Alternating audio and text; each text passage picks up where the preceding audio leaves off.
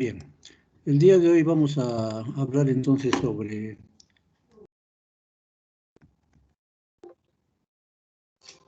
el hipertiroidismo. Ya han hecho ayer ustedes la clase donde han hecho lo que es anatomía de la tiroides, la parte de fisiología, y el día de hoy empezamos con lo que es la patología de la tiroides. Dentro de las patologías tiroideas que nos interesan, es importante siempre tomar en cuenta aquellas que son las patologías quirúrgicas.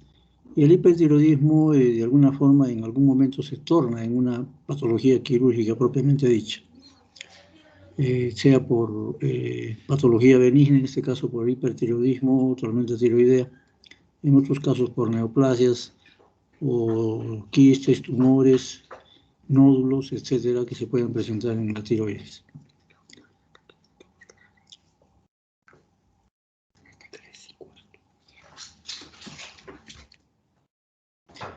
Podemos definir al hipertiroidismo como un aumento del metabolismo, básicamente, y que se pueden producir por diferentes causas. Entre las principales están aquellas en las que hay nódulos que son hiperfuncionantes en la zona de la tiroides, como el adenoma o el bocio nodular. En otros casos, por alteraciones en el sistema nervioso central, estimulación de la TSH, y otras causas que son ya por ingesta de hormona tiroidea exógena, embarazo molar, neoplasias tiroideas, que también liberan hormona tiroidea. Bueno, ya han hecho ustedes esto básicamente de lo que es la tiroides, pero en el siglo XI se describía el crecimiento de la tiroides. Y en el siglo XIX, cuando vemos historia de la cirugía, Teodoro Birros y Teodoro Kocher básicamente fueron quienes dieron bastante impulso a lo que significa la patología tiroidea. El hipertiroidismo, lógicamente, está asociado a todos estos factores de aumento de la secreción tiroidea. Una repetición nomás del anterior. Y al final, ¿qué dice? ¿No? Neoplasias tiroideas con producción excesiva de hormona tiroidea.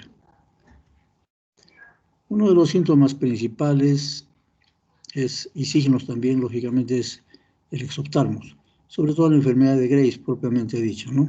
En el bocio nodular simple a veces no hay exoptalmos.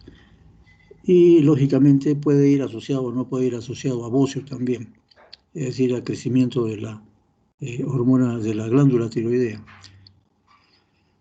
En cierta forma hay algunas formas denominadas frustras que no se manifiestan sino hasta que ocurre alguna circunstancia, por ejemplo, alguna discusión, sobre todo en el sexo femenino, ¿no? Que es donde predomina esta patología, algún problema emotivo muy grande, la señorita se peleó con su enamorado o con el esposo, por ahí algo, y un factor psicógeno muy grande pues puede provocar una forma manifiesta del hipertiroidismo. Esto por el complejo sistema que tiene la mujercita en lo que es el sistema neurohipofisiario, que tiene que ver también, lógicamente, con la parte endocrina ginecológica propiamente de la mujercita. En general, el hipertiroidismo es más frecuente entre los 30 y 60 años. Es más frecuente en algunos países, España, Italia, Alemania, y es raro en algunos lugares como el Japón, India, y zonas donde puede haber bocio endémico. Hay bocio, pero no asociado a hipertiroidismo. Aquí en Arequipa hay una zona de bocio endémico que, si no me equivoco, es Cotahuasi. En algún tiempo se le consideraba como zona de bocio endémico. ¿Cómo se examina la glándula? La forma más adecuada, ya saben ustedes, el examinador se coloca por la parte posterior de la paciente que está sentada y con las manos o los brazos en reposo, y básicamente se hace una palpación activa y pasiva también, ¿no? Pasiva y activa. Se hace deglutir a la paciente y así de esa manera es más fácil palpar nódulos o la misma glándula. Normalmente no se palpa la glándula, ¿no? En una glándula normal pues no es fácilmente palpable. Acá sí, ya podremos fácilmente pues determinar que hay un crecimiento excesivo de la glándula. El hipertiroidismo va asociado a un aumento de la secreción tiroidea. Básicamente, ya dijimos las alteraciones de la enfermedad de Graves, que se denomina el bócio nodular tóxico o adenoma tiroideo tóxico, que también puede producir hipertiroidismo.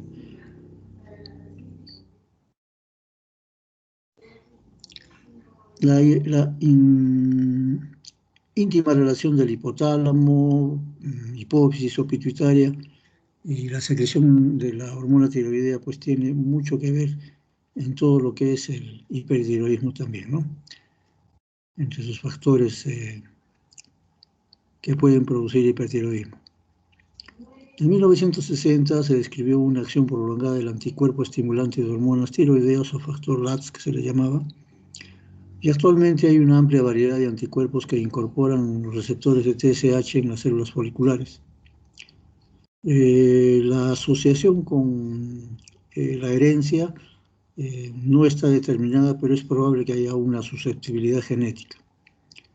La inmunoglobulina estimuladora de la tiroides o TSI también es un factor importante en su causa. Entre los síntomas clásicos del hipertiroidismo pues hay bastantes, ¿no? Como es una glándula que actúa a todo nivel, básicamente a nivel central hay nerviosismo, insomnio, irritabilidad, depresión, ocasionalmente puede haber una hiperquinesia, básicamente, pérdida de peso, la persona que tiene hipertiroidismo es delgada generalmente, ¿no? Y hay un aumento exagerado del apetito en algunas personas, con diarrea también. Las uñas se tornan frágiles, las manos tienen un temblor fino que se utiliza para hacer el diagnóstico también. La piel es húmeda y tiene, en cierta forma, personas que se sienten muy calurosas, ¿no? Nunca sienten frío. El cabello es frágil, seco, y se puede palpar o no se puede palpar la tiroides. Hay un aumento de la frecuencia cardíaca, ocasionalmente muy exagerado, que vamos a ver luego, y la presión arterial también suele ser elevada. En algunas ocasiones, luego de la intensa actividad, pues hay debilidad muscular y calambres musculares.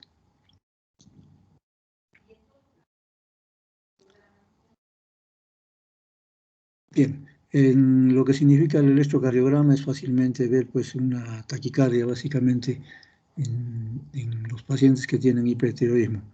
Esto asociado al exoptalmos que habíamos dicho, ¿no? Pelo frágil, quebradizo.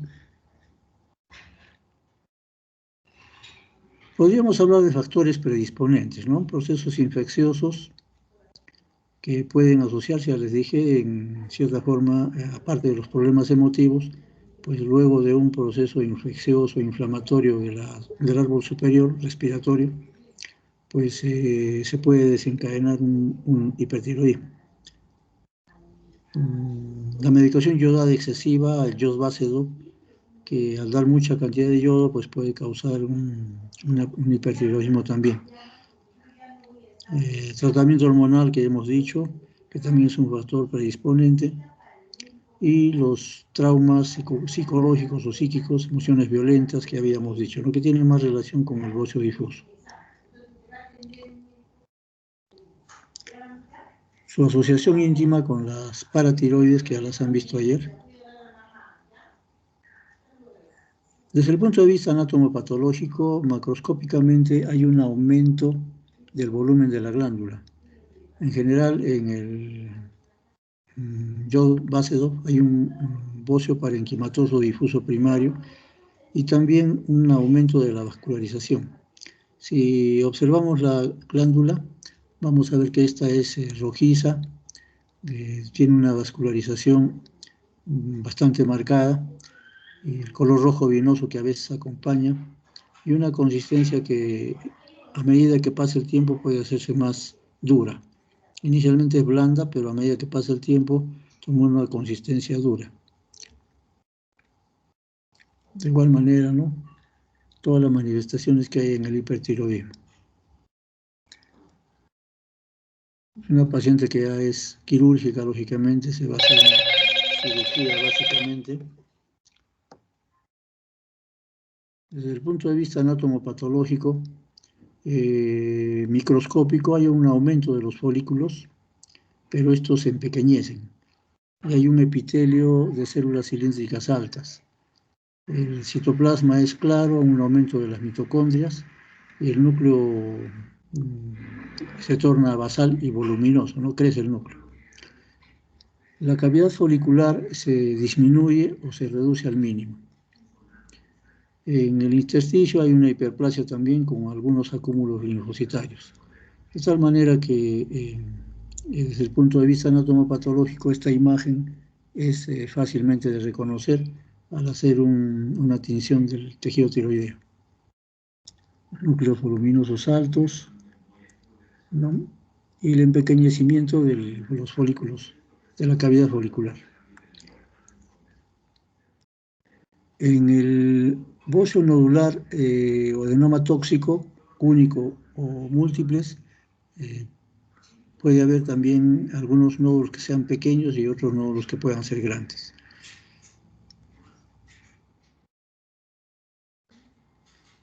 En otros órganos se van a producir diferentes manifestaciones. Ya dijimos, a nivel de la hipófisis, va a haber algunas lesiones que pueden ser degenerativas, sobre todo en el lóbulo anterior.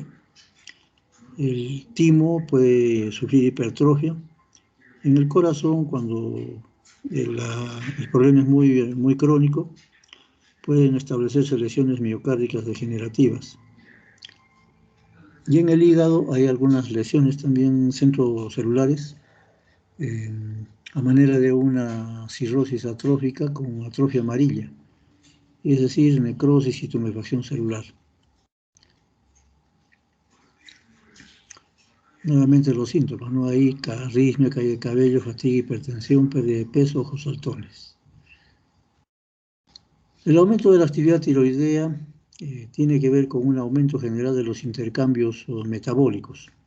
Se dice que por eso se llama que el aumento en el metabolismo basal, que es un factor para poder determinar si hay hipertiroidismo o no. Este aumento general de los intercambios, desde el punto de vista metabólico, va a dar lugar a algunos signos y síntomas como la taquicardia, el adelgazamiento, aumento del metabolismo basal. Y los síntomas van a estar en relación al sistema vago, simpático, a la parte del diencéfalo, ovarios, hipófisis, es decir, tiene mucha relación con todos estos órganos. Entre los síntomas, el nerviosismo es el principal. El 99% de los pacientes tiene síntomas de nerviosismo, temblor, 97%, hiperhidrosis, hipersensibilidad al calor, pérdida de peso y taquicardia, que son los síntomas más frecuentes. Heces pastosas no es tan frecuente, 23% nada más. Desde el punto de vista clínico, el bocio puede ser difuso o nodular. Ya les dije, consistencia variable en relación al tiempo.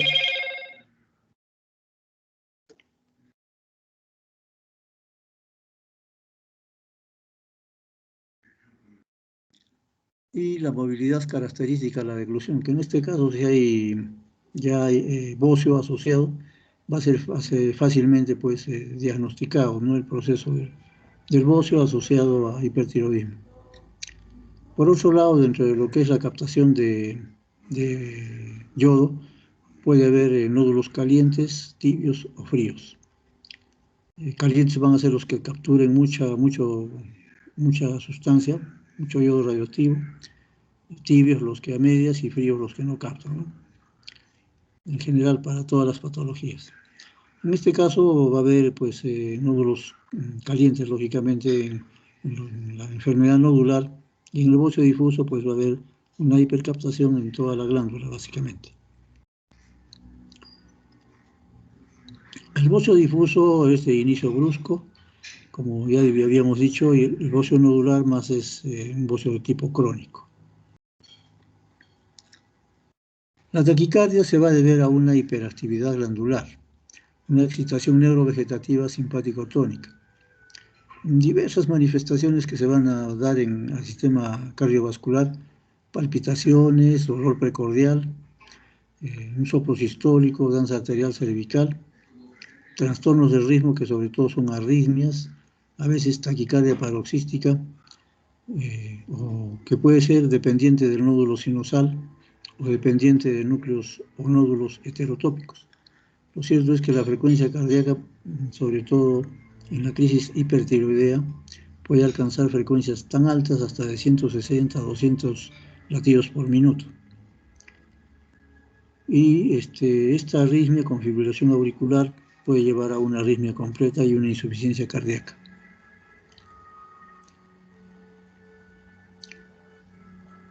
Desde el punto de vista clínico, va a haber un adelgazamiento por aumento del catabolismo y factores psicógenos. También la evolución de este adelgazamiento puede ser rápido dependiendo del tipo de bocio y a veces es en poco tiempo, ¿no? La paciente se da cuenta que va perdiendo peso básicamente y asociado a los otros síntomas, ¿no?, que habíamos descrito. El metabolismo basal que habíamos comentado puede subir hasta el 20 al 50% en una forma moderada y mayor en el 75% puede ser grave. Y la hipertermia, que se puede asociar muchas veces también al hipertiroidismo, como ya les dije, la paciente pues no siente frío, básicamente. No está, todo el mundo siente frío, pero la paciente hipertiroidea no. Le tengo calor. La captación de yodo se hace frecuente en el 80%, en el 16% se elimina por orina. Y la iodemia puede alcanzar entre 12 a 100 microgramos. A veces hay una cierta asociación del hipertiroidismo a la diabetes mellitus. No es lo más frecuente. Hay un aumento de la excreción del nitrógeno urinario también debido a este factor de aumento del catabolismo, del metabolismo basal. Por lo tanto, muchas veces se utiliza el colesterol para medir la hipercolesterolemia que se va a veces asociada al hipertiroidismo, hipocolesterolemia. Hipolipemia, que también se puede asociar. El exoftalmos se puede asociar también, ya habíamos descrito en las primeras imágenes, se da en el 75% de casos de bocio difuso, puede ser bilateral o unilateral y puede ser simétrico o asimétrico. La descripción clásica de lo que es el bocio, de lo que es el exoftalmos, en el exoftalmos se dice, ¿no?, que es la mirada de la expresión colérica o trágica, según Suros, el autor de semiología, ¿no? Y se utiliza un aparato que es el exoftalmómetro de Hertel, que puede medir pues la dimensión que puede protruir el globo ocular, que puede ser entre 16 a 20 milímetros, es decir, hasta 2 centímetros básicamente, en los casos muy severos. La forma maligna del exoftalmos se acompaña de edema órbito-palpebral y aparece lógicamente dificultad para el cierre del globo ocular, de tal manera que aparece fotofobia, dolor, y pueden aparecer lesiones corneales por este factor, porque como la paciente no puede parpadear, por el crecimiento excesivo del exoftalmos, pues aparecen lesiones corneales, ¿no? Desde el punto de vista clínico, en el examen ocular, se va a ver pues esta disminución en el pliegue palpebral y un parpadeo, lógicamente, por todo lo que hemos descrito, muy disminuido. Por otro lado, va a haber paresias musculares, de ascenso o de convergencia, también llamado el signo de Moebius. Desde el punto de vista del exoftalmos también se habla de una sustancia hipoficiaria o de infiltración grasa que produce edema. Un ratito, jóvenes, no van a cortar.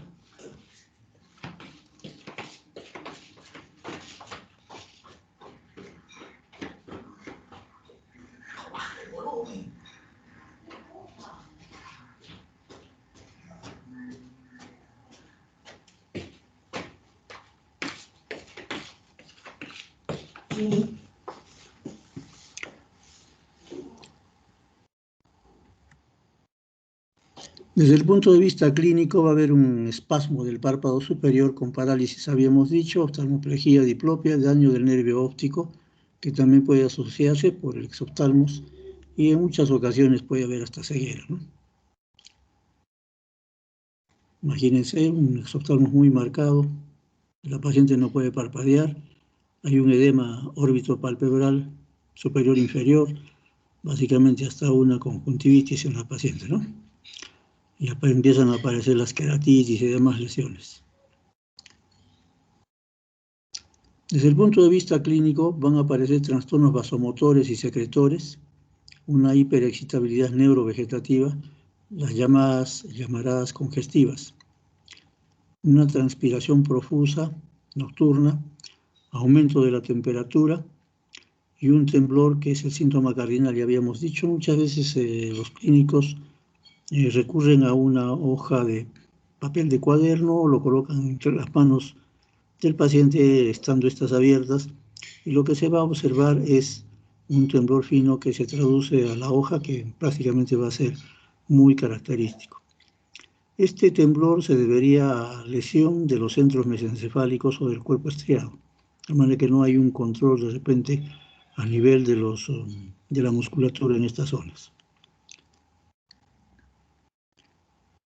Desde el punto de vista clínico también habíamos dicho que hay trastornos digestivos que pueden ser en crisis. El apetito normalmente está aumentado y se acompaña lógicamente de polidipsia también. Diarreas bruscas, diarreas más asociadas a problemas emotivos también. Ya dijimos de las lesiones hepáticas, de necrosis centrolobular, degeneración grasa. Y la respiración que se hace frecuente y superficial, se llama respiración tipo Bryson.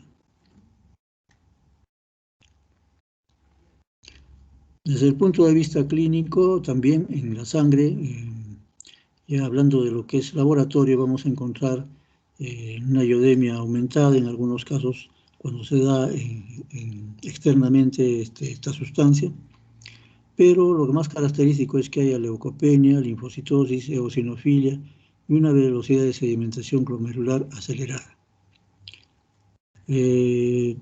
Trastornos endocrinos a nivel de la suprarrenal, a nivel de las hormonas sexuales también, sobre todo en la mujer, ¿no? Donde muchas veces se acompaña de amenorrea.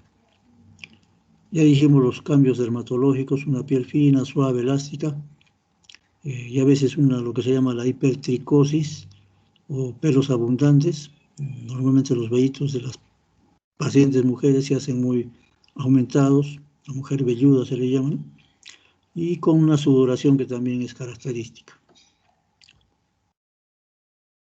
Entonces describimos las dos formas clínicas, el bocio exoftálmico o Graves-Basedow y el bocio nodular o bocio basedovificado. El bocio exoftálmico o enfermedad de Graves se da más que todo en mujeres jóvenes, 20 a 40 años, de inicio brusco progresivo.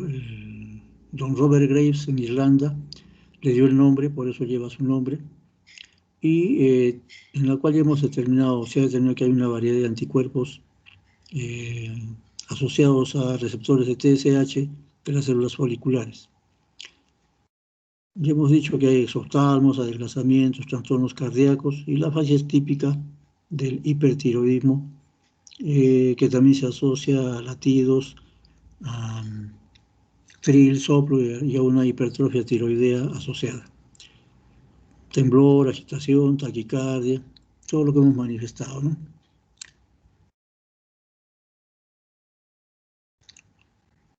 LATS o factor estimulante.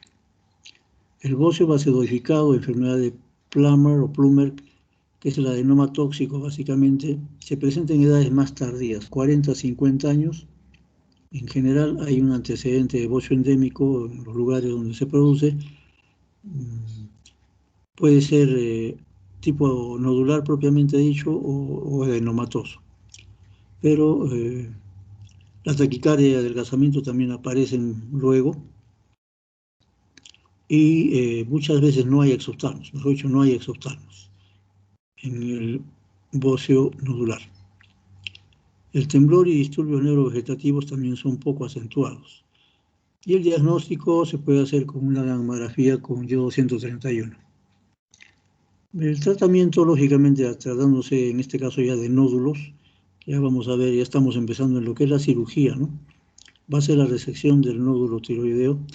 Hay un capítulo muy importante en lo que es el manejo del nódulo tiroideo, así como es el manejo del nódulo mamario. Entonces, en el nódulo tiroideo hay un protocolo en el cual hay que estudiarlo básicamente para determinar si es un nódulo de tipo benigno o es maligno en primer lugar, y en segundo lugar si es un nódulo hipercaptante e hipocaptante, y después determinar pues si es hipocaptante puede ser un nódulo neoplásico, ¿no?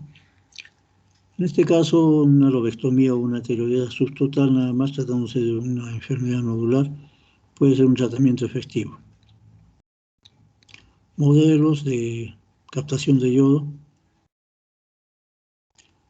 La crisis de tirotoxicosis o crisis tirotóxica, que también se le llama, puede presentarse en forma evolutiva, en las pacientes en forma que hayan tenido alguna alteración emotiva muy frecuente o grave, y también infecciones. Ya les mencionamos en un inicio. Las formas postoperatorias que pueden darse en pacientes jóvenes y que fue uno de los errores de nuestro premio Nobel, ¿no? Kocher, que justamente cuando hizo sus cirugías tenía una técnica que les voy a decir después, y en las cuales aparecieron pacientes con crisis de tirotoxicosis, algunos pacientes tan graves que tuvo incluso algunos problemas con los pacientes, ¿no? Después don Teodoro Kocher pues dijo, ¿qué pasó acá? Hizo un estudio y básicamente estableció una regla primordial en lo que es la cirugía de tiroides, que se las digo de una vez, ¿no? Cuando se opera tiroides, primero se ligan, sobre todo en el hipertiroidismo, primero se ligan las venas, después las arterias, no al revés, como hay siempre. De esta manera impedimos que la cantidad de hormona tiroidea que hay en la glándula vaya por el sistema venoso, pues a la circulación general, por la manipulación. Después de ligar las venas, ligamos las arterias. Y así es el protocolo de manejo que lo estableció don Teodoro Kocher, que hasta la actualidad se utiliza, ¿no? La crisis de tirotoxicosis se puede dar en una forma de un inicio brusco, una ansiedad, agitación psíquica. El exoftalmos, que ya lo tenía, se hace más severo, aparece una úlcera corneal. El pulso se hace tan frecuente, hasta 200 por minuto, ya les dije, con choque de punta, una arritmia completa. La ictericia, que puede presentarse también en una forma aguda. Y la temperatura puede alcanzar hasta 41 grados centígrados, una hipertermia marcada. Y puede llegar a veces a una hipertermia tan severa que puede llegar a una hipertermia de tipo parecida a la hipertermia maligna, ¿no? Con shock.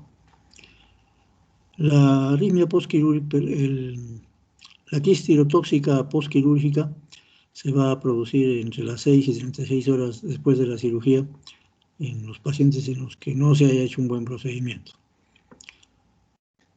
La patogenia se dice que la tiroxina pasa en forma brusca a la L-triotironina y por ese mecanismo produce la crisis de tirotoxicosis. También una perturbación a nivel de la suprarrenal puede llevarse a efecto. Ya les mencionamos hace un momento, ¿no?, la hipocolesterolemia. Nuevamente, los síntomas y signos del hipertiroidismo. En la tormenta tiroidea hay un score, que es temperatura, efectos sobre el sistema nervioso central, disfunción gastrointestinal y hepática, taquicardia, edema pretibial, fibrilación atrial, historia de un precipitante. Cada uno de estos tiene un score, que básicamente es el de Burch y Wartowski, y hablando de puntajes, 24 mayor de 45 es una tormenta tiroidea. Entre 25 a 44 una tormenta tiroidea inminente, y menor de 25 una tormenta tiroidea poco probable. Haciendo este estudio de esta escala, pues podemos determinar incluso si es que va a haber o no va a haber una crisis tirotóxica. El tratamiento consiste en una reposición rápida de líquidos, la aplicación de fármacos antitiroideos, que lo vamos a ver luego, bloqueadores beta, que lo vamos a ver luego, soluciones yodadas y corticosteroides. Y en los casos graves se puede recurrir a una diálisis peritoneal o hemodiálisis. Este sería más o menos un manejo médico. Ya dijimos que es por la hipersecreción glandular que se va a producir una hiperproducción hormonal, la acción de la L-tirotironina, la captación de yodo en la forma de yodo de nódulo caliente y la perturbación de centros reguladores hipotalámicos y la llamada constitución tiroidea que tiene el paciente que va a hacer crisis tiroidea. Diagnóstico, anamnesis, examen clínico y establecer siempre un protocolo de diagnóstico, ¿no? El análisis de los elementos de la sangre propiamente, hemograma, hemoglobina, colesterol, hormona tiroidea y TSH, que es fundamental, está en el protocolo de estudio, una ecografía, una gammagrafía ocasionalmente con radionúcleo yodo 123, incluso hasta una tomografía o resonancia en la actualidad, ¿no? Acá no es difícil establecer pues un diagnóstico de bocio. Y aquí el examen se acompaña siempre de la palpación de los ganglios de la zona del cuello anterior, porque puede ser una nodulación de otro tipo, ¿no? Acá estamos haciendo una ecografía básicamente de la glándula tiroidea, una ecografía donde se ve una zona de un nódulo, básicamente. De igual manera acá. De igual manera también, y su contraprueba de captación de yodo. De igual manera la ecografía y la captación de yodo, donde se ven los nódulos hipercaptantes. De igual manera, ¿no? Asociando los dos estudios. El tratamiento del hipertiroidismo va a ser hasta de 5 tipos. Básicamente un tratamiento higiénico dietético, yodo, tratamiento quimioterápico, es decir, con sustancias químicas, isótopos radioactivos y el tratamiento quirúrgico. El tratamiento con yodo puede darse en forma de Lugol, ocasionalmente en los pacientes en los cuales ya se sabe que se va a operar, se da entre 700 y 150 miligramos de Lugol y sirve para disminuir el tamaño de la glándula cuando la glándula es muy crecida. El efecto máximo será a los 10 a 15 días, es decir, que 10 a 15 días antes hay que darle este tratamiento. Se dice que su acción es detención de la hiperplasia celular, disminución de la secreción hormonal excesiva, en cierta forma una involución glandular, y se dice que también tendría acción sobre la hipófisis. Entonces, en una paciente que se va a operar, pues este va a ser un efecto muy beneficioso. Cierto patrón desde el punto de vista cromosómico también podría haber, ¿no? Tratamiento con sustancias químicas, básicamente algunas de ellas logran un control rápido de la tirotoxicosis.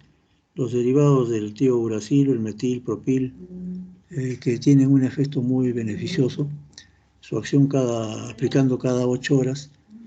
El mercaptomidazol, metimazol, 30-60 miligramos por día. Hay una dosis de ataque y una dosis de mantenimiento. Y la acción sería que bloquean la elaboración de la hormona tiroidea, inhiben la organización del yodo intratiroideo y el acoplamiento de moléculas de yodotirosina. El propanolol, que es un bloqueador beta-adrenérgico, también es eficaz para el control no solamente del hipertiroidismo, sino también de la taquicardia. Su dosis 20 a 40 miligramos cada 6 horas. El tratamiento con isótopos radioactivos. El yodo 131 tiene un tiempo de vida media de 8 días y cuando se da el isótopo radioactivo como tratamiento para el hipertiroidismo y también en algunos casos de cáncer, la acción de la emisión de las partículas beta y gamma van a producir pues una acción sobre la glándula tiroidea y lógicamente van a producir una disminución en su función. El yodo radioactivo, el isótopo radioactivo, tiene una eliminación renal. Pues se recomienda que a estos pacientes, cuando se les aplica el yodo radioactivo, pues se les hace utilizar un baño especial para ellos, para que por allí pues eliminen y, entre comillas, que jalen la bomba 2 o 3 veces para que la sustancia radioactiva que sale por la orina pues se elimine, ¿no? Y ninguna persona cercana pues a ella, ¿no? Básicamente en cierta forma se le aísla, no tanto como el COVID actual, pero sí se le aísla. Y su uso puede ser amplio en las formas evolutivas y a veces también en las postquirúrgicas que no hayan quedado bien, hayan quedado todavía con algo de hipertiroidismo, se puede utilizar el yodo radioactivo. El peligro, lógicamente, es que la dosis puede ser inadecuada, puede producir demasiada acción y el paciente va a quedar hipotiroideo, lógicamente. Generalmente es preferible que quede hipotiroideo que quede todavía hipertiroideo. El reemplazo se hará pues con hormona tiroidea, lógicamente. En cambio, si hay un hipertiroidismo que luego del tratamiento con yodo radioactivo podemos tener un buen resultado, ¿no? En el embarazo, lógicamente, está proscrito el yodo radioactivo. Dosis 80 a 12 milicuries en la forma difusa y en la forma nodular 11 a 12. El efecto terapéutico ya dijimos 15 a 18 días. La curación, diríamos, del hipertiroidismo con yodo radioactivo se da hasta en el 90% y las pruebas de función tiroidea se normalizan de 8 a 12 semanas. Efectos adversos, hipotiroidismo en el 10 al 15% al año, falla en el tratamiento cuando es incompleto y el paciente puede también tener que recurrir a un tratamiento combinado con antitiroideos y puede ser una segunda dosis a los 3 a 6 meses de yodo radioactivo, pero no es lo más recomendable. Y el control que se establece a las pacientes que han tenido el tratamiento con yodo radioactivo es anual. Las indicaciones del tratamiento con yodo radioactivo. Crecimiento pequeño o moderado. Falla en el tratamiento con antitiroideos. Pacientes que no desean cirugía. Pacientes que recurren después del tratamiento médico o quirúrgico. Esas serían las indicaciones, ¿no? El tratamiento quirúrgico que se va a dar en la tirotoxicosis, que puede ser en las formas de hipertiroidismo normal o simple, digamos, la enfermedad de Basedow, la tiroidectomía subtotal 4/5 partes de la glándula. 1/5 de parte de glándula que queda, que más o menos se describe como 2 gramos, puede ser suficiente para que la persona pueda actuar y tener una actividad normal, es decir, un eutiroidismo. En la cirugía hay que tener cuidado siempre en preservar los nervios recurrentes, la preservación, si es posible, de las paratiroides y entre sus complicaciones, que vamos a hacer luego, las complicaciones de la cirugía, en la cirugía de tiroides, las propias complicaciones son la hemorragia, muchas veces postoperatoria mediata o inmediata, disfonía o afonía cuando es más tardío, y también alteraciones en el metabolismo del calcio cuando se ha producido pues una, digamos, eliminación de las glándulas paratiroideas. Las glándulas paratiroideas, tratándose de hipertiroidismo, son fáciles de implantar. Alguna vez que asistimos a una cirugía, me acuerdo yo era interno y en el hospital del Obrero, el doctor pues Espinosa, que era el que hacía todas las cirugías de tiroides, pues me invitó pues a participar en su cirugía, ¿no? Y me dice al final, mira, vamos a sembrar las paratiroides. ¿Sembrar paratiroides? ¿Qué significa eso? Las puso entre las fibras musculares cercanas. Ya está, así, una cosa bastante interesante y bonita, ¿no? Bien, hablando de cirugía, esta es una cirugía tiroides. Al paciente se le pone en una posición de hiperextensión forzada del cuello, colocando incluso un rodaje o bien una tela enrollada debajo de los hombros para que la parte del cuello quede hiperextendida. Y es fácilmente, ¿no? La cirugía de la tiroides no es difícil. Cuando fuimos residentes en el Hospital del Empleado, ya quien hacía este tratamiento era el doctor Postigo, Juan Postigo, que después se fue al IREN, y allí pues mucho tiempo ha sido, al INEM, perdón, mucho tiempo ha sido jefe de la unidad de cirugía de cuello. Alguna vez tuvimos la oportunidad de visitar aquí en Arequipa también el doctor Elios Barriga, con quien hacíamos también este tipo de cirugía muchas veces, ¿no? Muy regladas, muy bonitas. Las indicaciones de la cirugía es básicamente cuando hay fracaso de medicamentos, tratamiento con medicamentos o por ello 131. Pacientes muy jóvenes, adolescentes o gestantes que no pueden recibir tratamiento de iodo radioactivo, también pues es indicado el tratamiento quirúrgico. Cuando hay masas sospechosas en una tiroides crecida, de igual manera. Y lógicamente si la glándula tiroides es muy grande y un bocio demasiado marcado, pues esta deformidad estética que puede llevar a una compresión traqueal, pues es mejor hacer una cirugía.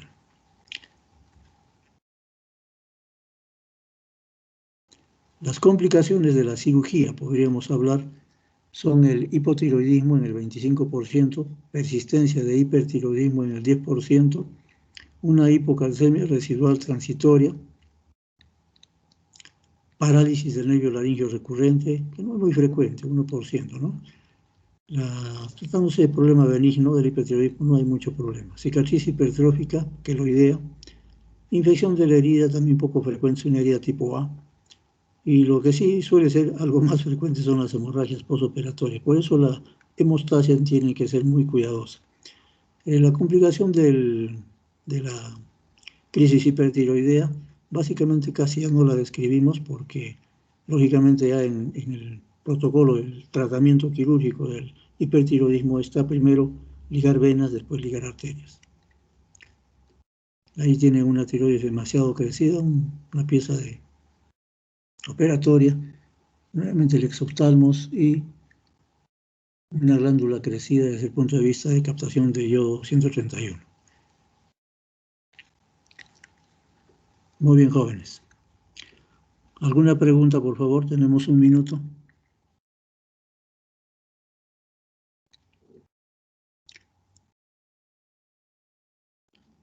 James, ¿todo bien? No, no hay ninguna pregunta, doctor. No hay preguntas. Muy bien, muchachos, desearles suerte, avancemos todos bien, síganse cuidando.